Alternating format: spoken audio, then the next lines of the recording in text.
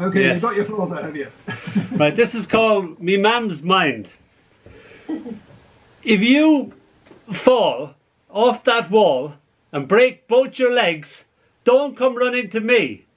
Could never understand me mum's mind and how it worked.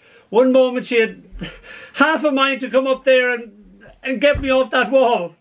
Then she was in two minds about whether to tell me to stop. Go ahead, kill yourself, see if I care. I'm warning you, child. If you fall off that wall and kill yourself, I'll personally come up there and kill you myself, so I will. I used to watch the words climbing out of her mouth and fly around the room, looking for a place to land in my mind. Never cared whether she gave out, I just loved everything she said, the music of her and how she made the words behave. I came down and kissed her worry away. I'm sorry, ma'am, I told her, and she cried. That was one of the first times. I was 9 and I grew up just from that experience when I recognised another person's pain and sorrow and love, and that I was causing that grief for her. This is called Telling the Bees. I'm sure you know from Sylvia Plath's poems and Caroline Duffy's poems the old legend about telling the bees. If somebody dies, you go and tell the bees because the bees have to know. And sometimes you even turn the whole hives to face the house as well. And you got to tell them in rhyme as well. So my uncle died and I didn't have time to tell the bees because we had no bees around. And I came across a tree with wild honey clinging to it. There was a poem by John Greenleaf Whittier, a Quaker in the 1890s, and that was called Telling the Bees. And the bit I used to love in that was the stopping of time.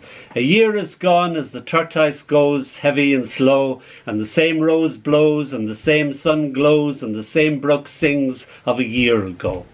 So that's the epigram for it. Telling the Bees.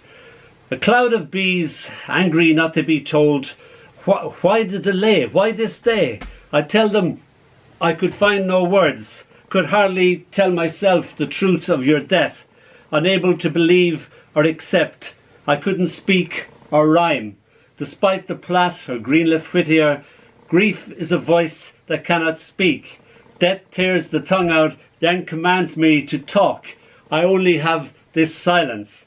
I come before this court of bees, speak only in silences. I stand in the form of a crucifix, accept the sufferings of your fierce stings, atoning for not telling. I offer myself to their mercy. They refuse to sting me. I am forgiven. The bees and I are of one. Thank you. And two short ones. These have been published by Surrey Libraries, which will accept poems from people outside Surrey as well. And they've given voice to lots of local poets in our area. So this is called, it was just published a couple of days ago, this is called After the Row. Built an over-large snowman on your front doorstep and hid behind it. Rang your doorbell until you were annoyed by it. Yes, yes, you flung open the door to be confronted with a snowman telling you he loved you until slowly your heart began to melt. And finally, this is called And No Birds Sing. Oh, little one, the only wrong you ever done, dying before you were born, never to know the blue of a sky, the whisper of a sea, the laughter of one who loves you. I tell you of these things, create a world for you in words, since it is all the world that I can give you.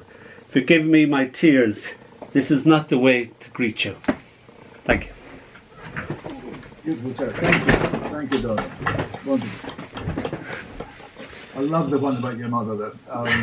Yeah. And you remember that kind of language the whole of your life. Yes, yes. I guess, as you say, it's just The amount of times that people said, yes, my mum said exactly the same thing.